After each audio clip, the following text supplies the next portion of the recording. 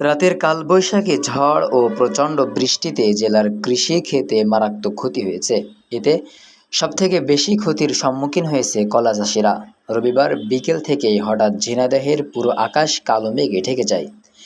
এরপর সন্ধ্যা থেকে গভীর রাত পর্যন্ত থেকে থেকে চলে ঝড়ের দাপট। এতে জেলার ৬টি উপজেলার মাঠ ফসলেরও ক্ষতি হয়। সবথেকে বেশি ক্ষতি হয়েছে কলার। সদর উপজেলার কুমড়াবাড়িয়া ইউনিয়নের মাঠে কলার ক্ষেতে পুরোটাই বিধ্বস্ত হয়।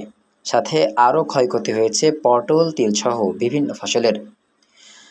এদিকে জেলার কৃষি বিভাগে তথ্যমতে এ ঝড়ে জেলায় ৪১ হেক্টর কলার ক্ষয়ক্ষতি হয়েছে বলে জানিয়েছেন কৃষি বিভাগ। সেই সাথে অন্যান্য ফসলেরও ক্ষতি হয়েছে ৭ হেক্টর।